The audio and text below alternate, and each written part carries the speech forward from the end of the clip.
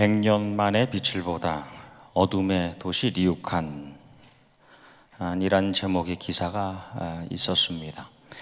북유럽의 노르웨이 북동쪽에 리우칸이라는 아주 작은 마을이 있었는데 1905년에 한 사업가가 거기 산속의 폭포를 보고 수력 발전소를 만들었습니다. 그리고 거기에 비료 공장을 세우면서 사람들이 점점 많이 모이기 시작했습니다. 근데 그 마을에 가장 큰 문제가 무엇이냐면 겨울이 되면 그곳에 이제 겨울은 9월에서 3월까지 7개월, 6개월 정도 되는 동안 마을 사람들이 거의 햇빛을 받지 못한 거였습니다. 그래서 공장 주인이 주민들이 햇빛을 받지 못해서 몸이 이상해지면 어떡하나, 마음이 우울해지면 어떡하나 고민이 됐어요. 1913년에 샘 아이드라는 거기 한 책방 주인이 아이디어를 냈습니다. 거울로 햇빛을 모아서 그 빛을 마을을 향해 비춰보자. 그래서 해보려고 했는데 기술이 안 되니까 해내지 못했습니다. 그래서 100년 동안 이 주민들이 다른 마을로 가서 햇빛을 받고 오던가 아니면 그 다음에 세워진 케이블카를 타고 산 위로 올라가서 햇빛을 받고 내려오는 그런 일들이 있었는데 100년이 지나서 2013년에 마르틴 안데르센이라는 설치 미술가가 아주 거대한 거울, 대형 거울 3개를 산 위에 세웠습니다. 그리고 컴퓨터로 태양을 따라서 회전하게 만들어서 그 빛을 반사시켜서 마을 사람들에게 비춥니다. 그래 햇빛이 비치게 되면서 어두운 도시라는 별명이 바뀌어서 빛나는 도시가 됩니다. 한 소년의 고백이 사람들이 햇빛을 받기 시작하면서 빛의 소중함을 깊이 깨닫게 되었어요 라고 말을 하는데, 빛을 받기 전에는 빛의 소중함을 몰랐는데 빛을 받고 나니까 빛의 소중함을 깨닫게 되었다는 겁니다. 빛을 받아본 사람이, 하나님을 인격적으로 만나본 사람이 그 빛을 만나고 그 빛을 품는다는 것의 소중함을 아는 것이죠. 빛을 정말 받아보지 못한 사람은 그 소중함을 모르고 평생을 살아갑니다. 제가 오래전에 제 일상생활에 한 가지 습관이, 좋지 않은 습관이 있는 것을 알게 됐는데, 제가 어디 가면 이제 플래시라이트라든가 전구, 전등, 조명기구죠. 그런 것에 지나치게 관심을 가지고 또 그것을 구입하는 것을 발견했습니다. 집에 없는 걸 사면 괜찮죠. 그런데 얼마 전에 집에 사두었는데 또 그걸 들고 사려고 하는 문제를 발견했습니다. 여러분, 지금 우리의 삶 가운데, 여러분 삶 가운데 비정상적인 행위가 있다면 절대로 지금 최근의 근래에 그 원인이 있는 것이 아니죠. 대부분이 과거의 성장기에, 유아기, 아동기, 청소년기에 겪었던 그 비정상적인 경험이 성인이 되어 나타나는 겁니다. 화를 내는 있잖아요. 욱한다고 하죠. 그런 분은, 그런 부모님, 그런 아버지, 어머니, 그 화를 내는 것이 이상하지 않은 그런 환경에서 자랐을 확률이 높은 거죠. 그래서 저의 그 정상적이 아닌 습관을 보면서 제 과거의 그 어릴 때의 경험을 한번 더듬어 봤습니다. 하나님 안에서 과거의 자신을 살펴보는 것은 영적인 일이에요. 과거에 그때의 삶에 하나님이 어디에 계셨고 나의 삶에 어떻게 일하고 계셨는가를 살펴보는 겁니다. 근데 제가 아주 어릴 때 유아기 아동기 때에 살았던 집이 어떤 구조냐면, 그 집 안으로 이제 입구로 들어가면 안은 그냥 껌껌한 하늘이 닫혀 있는 그런 동굴 구조였습니다. 그런 것을 오래 있게 되면서 어린 시절에 공포까지는 아니었지만 이 어두운 것에 대한 비정상적인 반감을 가지고 있었던 것이죠. 그러면서 이 밝은 것에 대한 너무 과한 그런 갈구를 가지고 살았던 겁니다. 그 문제를, 내 안에 있었던 문제를 내가 발견하고 인정하고 수정하면서 이제 극복해 가는 것이죠. 그래서 이제는 이제 조명 기구를 보면 관심이 가지만 딱 멈춰 섭니다. 자기의 현실을 하나님의 시선으로, 자기 삶의 경험을 하나님의 관점에서 보고 해석하고 바꿔가는 겁니다. 얼마 전에 이제 페루 선교지 PMP, 우리가 잘 아는 포 미션 인 페루 이사회 모임을 가지기 위해서 그 선교지에 방문했습니다. 근데 이제 며칠간 선교사님들이 운전해 주시고 이제 옆자리에 앉아서 이렇게 시내를 다니는데, 리마 시내를 주로 다니는데, 제가 느끼는 것이, 와, 전 세계 어딜 가도 여기보다 운전하기 쉽겠다. 가장 운전하기 거친 곳이 이곳이다라는 생각이 들었습니다. 제가 많은 곳을 가본 건 아니지만 한국의 서울보다는 힘들어요. 뉴욕 맨하탄보다 힘들고, 그나마 그 전에 어렵다고 생각했던 필리핀 마닐라나 인도네시아 자카르타보다 훨씬 운전이 어렵습니다. 양보하는 게 없습니다. 양보가 없습니다. 일단 다 들이대고 너가 이기나 내가 이기나, 그 감정이 보여요. 운전하는 사람의 감정이. 그러니까 어떻게 했습니까? 내가 양보하면 지는 거예요. 그래서 수십 년 동안 그곳에 사역을 하신 선교사님께 물었습니다. 그러니까 그분이 답하는 것이, 이 국민들이, 이들이 너무 오랫동안 비참한 식민지 생활을 지나면서 잘못했다, 미안했다라고 인정하면 즉각적으로 피해가 오거나 죽임을 당했기 때문에 sorry, 잘못했다, 미안했다는 얘기를 안 한다는 겁니다. 그래서 국민성이, 그 기질과 삶의 방식 자체가 바뀌는데 변하게 되는 것이, 내가 지면 안 된다는 겁니다. 저 사람에게 질 수 없다는 것이죠. 근데 놀라운 것은요, 똑같은 이야기를 제가 동남아시아 캄보디아, 지구 거의 정반대편인데 에 계신 선교사님으로부터 들었습니다. 이곳 사람들은 절대 잘못했다, 미안했다는 얘기를 안 한다는 겁니다. 죽을 수 있었기 때문에. 실제로 그곳의 인구의 3분의 1이 죽었죠. 그러면서 그렇기 때문에 전적인, 절대적인 하나님의 사랑이 필요한 곳입니다. 잘못했다, 미안했다 해도 살아갈 수 있는 곳. 캄캄한 곳에 살았던 아이의 마음에는 비춰져야 할 어둠의 상처가 있었던 겁니다. 겉으로 보기에는 밝은 데 살았지만 그 마음 깊은 곳에 있던 상처, 그것이 밝히 비춰졌어야 되는 것이죠. 어두운 땅에 머물렀던 국민들, 백성들의 얼굴에는 밝혀야 되는 그 마음의 그늘이 있었던 것이죠. 냉혹한 다툼의 시간을 겪었던 우리에겐 따뜻하게 달래야 할 냉랭한 가슴이 있다는 겁니다. 우리 안에 그 가슴이 있다고요. 인정하고 수정하고 극복해야 될 우리의 마음이 있습니다. 예수님께서는 그런 사람들을 위해, 그런 나성영락교회 그런 나를 위해 오셨고, 어둡고 차갑고 때로는 무서운 나를 위하여 따뜻하고 밝은 빛을, 그래도 괜찮다, 생명을 살아가게 하시는 빛을 비추어 주시는 것입니다.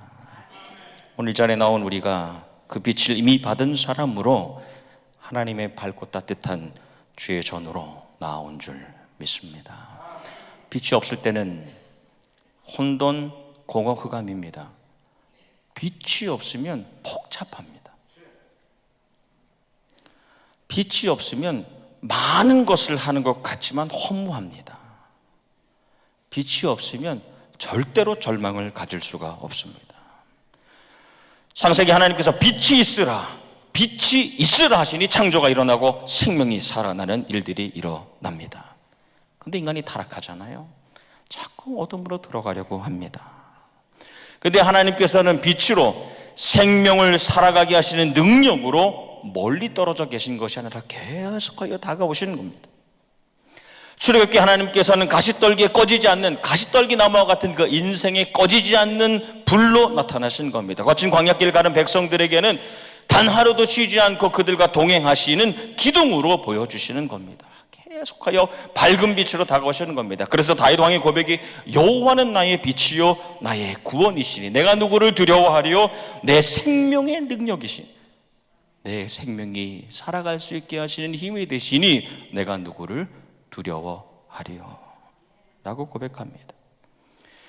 또 하나님으로부터 멀어져서 다시 우상을 섬겼던 이스라엘 백성들, 어둡고 매서운 공포의 날들을 보낼 수밖에 없었지만 이사야 선지자가 이사야서 말씀을 통하여 선포하지 않습니까? 어둠 속에 헤매던 백성들이 큰 빛을 보았고 죽음의 그림자가 뒤로운 땅에 사는 사람들에게 빛이 비쳤다. 그 빛이 우리의 삶에, 인생에 다가오셔서 그들과 함께 살아가시는 것. 그분이 바로 예수님이고 예수님의 오심과 그분의 삶, 말씀과 사역을 통하여 빛의 삶이 완성된 것입니다. 예수님께서 오시자마자 공생애를 선포하시고 가장 먼저 가신 것, 가장 소외되고 가장 차가운, 가장 어둡고 가장 차가운 땅 스불론 납달리로 가셔서 빛을 비추십니다. 그래서 마태복음 4장 이 전반부에 스불론과 납달리 땅 요단강 건너편 바다로 가는 길목, 이방 사람들의 갈릴리, 어둠에 앉아있는 백성이 큰 빛을 보았고 그늘진 죽음의 땅에 앉은 사람들에게 빛이 비추었다. 그 땅에서 가장 어둡고 차가운 곳을 가신 겁니다. 그리고 그 직후에 마태복음 5장 말씀 산상수훈의 말씀에서 제자들에게 너희는 세상의 빛이다. 너희가 세상의 빛이다. 산 위에 세운 마을은 숨길 수 없다. 너희는 빛을 사람에게 비추어서 그들이 너희의 착한 행실을 보고 하늘에 계신 하나님께 그 아버지께 영광을 돌리게 하여라. 선포하시고 명령하시고 생명을 살리시는 빛으로 사신 겁니다. 주님 부활하시고 승천하시고 성령님께서 밝고도 뜨거운 불로 제자들에게 임하시면서 그 어두웠던 다락방이 밝혀지고 그곳에 교회가 세워집니다. 사도 바울의 교회, 에베소 교회 교인들을 향하여 이렇게 선포합니다. 너희가 전에는 어둠이더니 이제는 주 안에서 빛이라. 빛이라. 너희 하나하나가 빛이라. 그러니 빛의 자녀들처럼 행하라. 빛의 열매는 모든 착함과 goodness, 모든 의로움, righteousness, 그리고 진실함에 있느니라. 당시 사는 사람들은 내가 헬라의 문화 안에서 로마 제국을 살아가는, 그러니까 최상의 철학과 사유를 가지고 최고의 물질 문명을 이루면서 최강의 군대와 기술을 가졌던 우리가 빛이라고 생각했습니다. 로마인이 세상의 빛이라고 생각했는데 말씀은 너희는 거짓된 빛이고 진짜 빛, 참빛, 예수 그리스도께서 생명을 살리는 빛이라고 말씀해 주시는 겁니다. 성경에 뜨겁고 밝은 빛이 비치면서 교회가 세워집니다. 교회가 세워지면서 우상이 무너집니다. 교회가 세워지면서 악한 사탄의 역사가 그치게 됩니다. 교회가 세워지면서 성령의 일들이 일어나게 됩니다. 그래서 성령이 역사하시는 교회, 밝고 뜨거운 하나님의 영 성령님이 역사하시는 교회는 시대마다 세상의 빛이 되었습니다. 그런 교인들은 부패하고 타락한 시대의 사람들 속에서도 빛의 열매로 나타냈습니다. 그래서 교인이 가면 거짓이 없었어요. 교인이 가면 불의가 없었습니다. 교인이 살아가는 자리에는 나쁨이 없었습니다. 착했고 의로웠고 그리고 진실됐습니다. 그래서 교회와 교인이 있는 곳, 그런 가정, 그런 직장, 그런 사회에는 항상 교인의 착함, 교인의 의로움, 교인의 진실됨이 살아 있었습니다. 오래전 저희 어린 시절에 남아있는 기억 가운데, 여러분 우리 어린 시절의 기억이 있다면 단지 그것은 내 이성 감성이 발견해낸 것이 아니라 하나님의 사람에게 남아있는 기억은 하나님께서 주신, 하나님의 남겨주신 기억입니다. 그 기억 가운데 한여름의 아침이 있습니다. 한여름 아침이 참 기억이 나는데 저희 조모 할머니께서 리어카를 끌고 마을 한 바퀴를 이렇게 도시는데 저하고 제 또래 아이들을 가득 싣고 그분이 개척하신 교회로 가는 겁니다. 아침 일찍 아이들을 뒤에 싣고 여름 성경학교 첫 번째 날 너무 좋았어요. 신나고 행복해서 다 같이 웃고 있었습니다. 근데 그때 멀리 해가 떠오르는 그 아침 기억이 납니다. 혹 집에서는 소외되고 차별당할 수 있는 아이들이었고 또 집이 가난했을지 모르지만 환하게 웃으면서 달려갈 수 있는 곳이 교회였죠. 거기에는 세상의 사람이 주지 못하는 하나님의 따뜻함이 있었고 어두운 그늘의 가정에서 자랐던 아이들도 교회에 가면 밝은 빛을 발견할 수 있었습니다.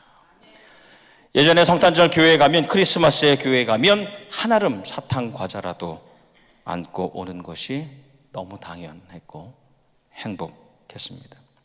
학교 친구들에게 야, 우리 교회 한번 올래? 우리 교회 한번 가자라고 자랑스럽게 이야기할 수 있었던 시절. 내가 교회 교인이라는 것, 교회에 다니는 그리스도인이라는 것에 대한 자부심이 살아있었던 시절. 그때 우리 교회와 교인들은 세상의 분명한 빛이었습니다. 그런데 어느새 내가 지면 안 되겠다, 우리가 절대 질 수 없다, 어디 누가 이기나 보자 라는 세월을 지나면서 우리 안에 어둡고 차가운 자리에 익숙함이 퍼져나갔습니다. 교회가 어둡고 교회가 차가운 것이 익숙해지는 거예요. 물리적 지리적 자리와 그것을 넘어서 무엇보다 영적 자리, 이 나성 영락교회 안에 말이에요, 빛이 잘 들지 않는 곳이 많이 있습니다. 물리적 지리적으로도 어두운 곳이 있지만 영적으로 차갑고 영적으로 매섭고 어두운 자리가 있어요. 우리 곳곳에 남겨진 상처의 자리들, 그곳에 빛이 다시 비춰지기를 소망하고 축복합니다. 이사야 선지자는 지난날의 혼돈과 복잡한 것들과 공허함과 막 하는데 텅 비어있는 것들과 흑암, 결국에는 절망 가운데 있는 백성들, 거기 익숙해진 백성들을 향하여 선포합니다. 일어나라, 빛을 발하라. 일어나라는, 쿰이라는 히브리어는 앉아있다가 누워있다가 그냥 일어나는 그런 신체의 변화를 말하는 것이 아닙니다. 그걸 넘어서서 각성하고 결단하고 실행하라는 겁니다. 깨어나라는 겁니다. 무엇을 하려고 결심하라는 것이고 그 작정한 것을 감당하라는 명령입니다. 일어나라, 빛을 발하라. 예수님께서는 너희 세상의 빛이 될 것이다, 너희 잘하면 빛이 될 수 있어 라고 말씀하시지 않았습니다. 빛이 돼야 한다, 무조건 빛이 돼야 한다 라고 말씀하시지 않았습니다. 그분께서는 너희는 세상의 빛이라고 말씀하셨습니다. 우리가 빛되는 것은 가정이나 의무나 미래형이 아닙니다. 그것은 이미 하나님께서 우리를 향하여 선포하신 명령입니다. 너희가 제자이고 교인이고 그리스도인이라면 이미 세상에서 빛이다. 그러니 죽어가는 생명을 살리는 사람으로 살라고 선언하신 것입니다. 얼마 전에 그 페루 갔었을 때에 그 벤타니아라는 세계 3대 빈민촌 가운데 하나였던 그 지역에 세워진 고소 에테르노 영락교회, 그곳에 가서 이제 사역들을 볼 수 있었는데, 교회가 거기 있음으로 인하여서, 교회가 거기 세워지고 그 사역을 감당함으로써 그 땅의 그 주민들에게 사랑이 경험되게 하는 겁니다. 그러니까 그 사람들이 생활이 가능해집니다. 빵 하나 없어서 못 살던 사람이 1600명이 빵을 받아서 살아가는 겁니다. 교육이 새로워지는 겁니다. 학교가 세워지니까 세상적인 가치의 학문이 아니라 복음에 기초한, 하나님의 사랑에 기초한 교육이 이루어지는 겁니다. 미래가 가능한 것입니다. 미래가 가능해지는 겁니다. 죽을 것 같았던 사람들이 일자리를 찾기 시작합니다. 교회를 통하여서 새로운 곳으로 나아가는 가능성을 발견하게 되는 겁니다. 영적으로, 육적으로 그 생명을 살리는 빛이 교회가 거기 있으므로 비춰지게 되는 것이죠. 처음 7년 전에 제가 방문하였을 때에 그 마을은 너무나 어두웠습니다. 그냥 현상적으로 눈에 보이는 것만 어두웠던 것이 아니라 영적으로 너무 어두웠어요. 아이들의 얼굴이, 여러분 그거 아시죠? 웃어도 웃는 게 아닌 것 같은, 진짜 미소가 아닌 가짜 미소가 느껴졌습니다. 상처의 그늘이 있었습니다. 너는 세상의 빛이라, 일어나라 빛을 발하라는 명령에 따라서 빛을 감당하는, 빛의 사명을 감당하는 교회로 인하여서 마을이 환해졌어요. 거기 물론 기술이 발달해서 LED 등이 밤에도 켜져가지고 실제로도 밝아졌지만 마을이 영적으로 환해집니다. 아이들이 밝아집니다. 그 심령의 변화가 일어나는 겁니다. 교실마다 작은 일에도 감사할 수 있는 순수함이 있습니다.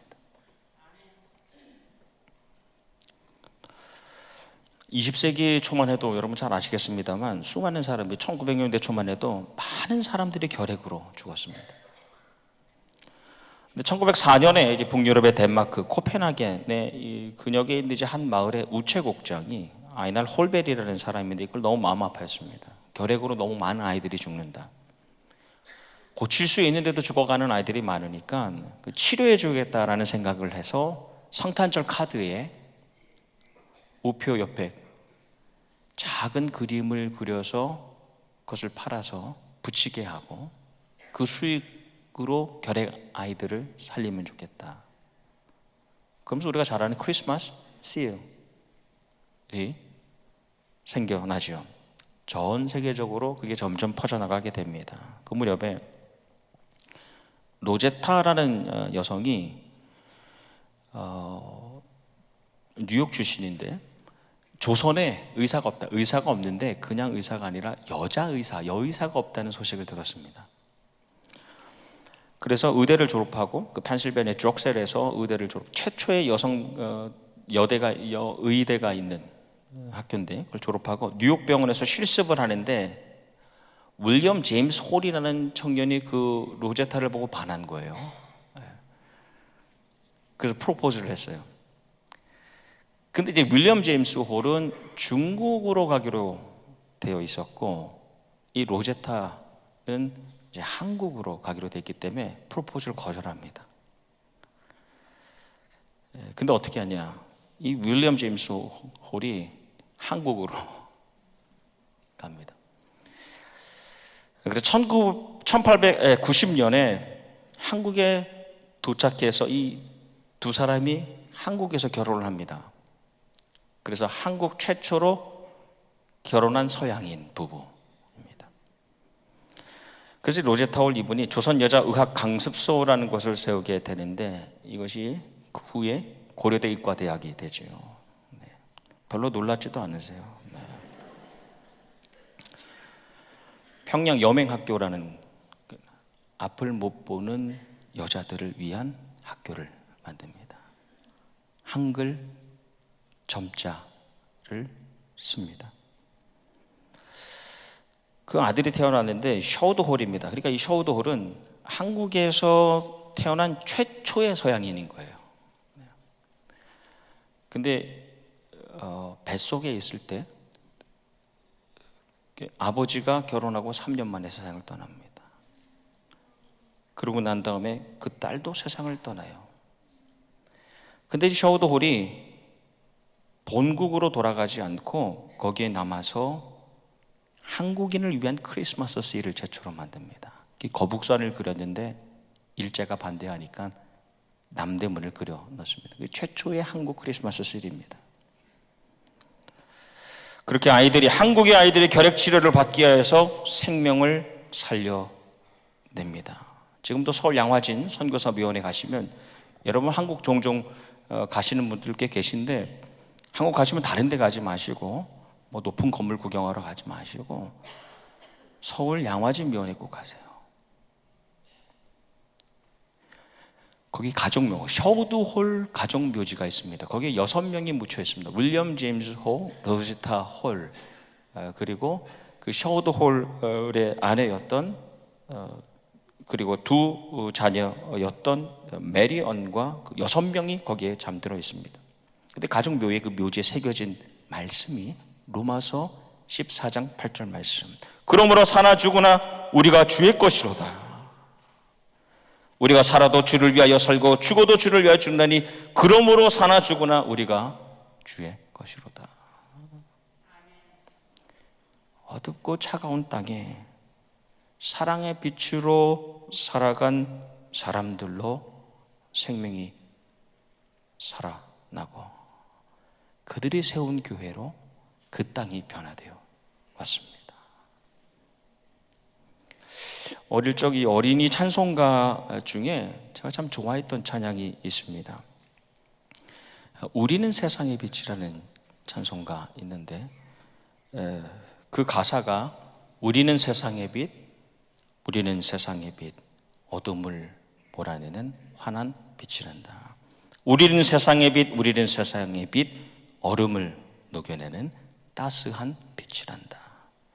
우리는 세상의 빛, 우리는 세상의 빛, 무서움 쫓아내는 희망의 빛이란다. 우리는 세상의 빛, 우리는 세상의 빛, 어둠을 몰아내는 환한 빛이란다. 좋은 교회 학교를 나오셔야지.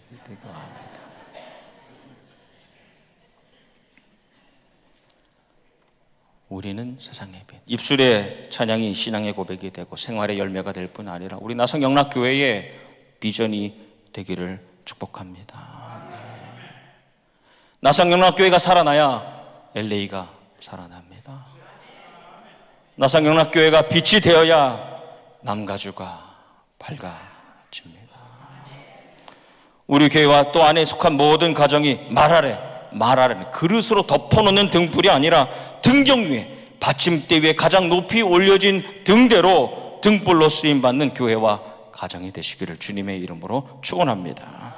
어둡고 차가운 이 세상에 빛으로 오신 예수님, 우리가 크리스마스라고 하면서 어둡고 차가운 세상에 가장 어둡고 차가운 사람으로 살아가는 우리가 아니라 빛으로 오신 예수님을 품고 살아가는 빛나는 우리 모두에게 메리 크리스마스, 기쁨의 성탄절이 되시기를 주님의 이름으로 축원합니다. 아멘. 기도하겠습니다. 우리를 세상의 빛으로 부르신, 우리 교회를 세상의 빛으로 부르신 주님, 우리 삶의 주변만 돌아보아도 차갑고 어두운 구석구석이 있습니다. 우리가 눈길과 손길이 닿지 않는 그곳에 하나님의 사랑을 전하는 빛된 삶으로, 빛된 교회로, 빛나는 가정으로 변화되게 하여 주셔서 우리의 작은 삶과 교회와 가정이 이 땅에 있으므로 어두운 곳은 밝아지고 차가운 곳은 녹아지고 모든 무서움이 공포가 쫓겨가는 빛된 역사들이 일어나게 하여 주시옵소서.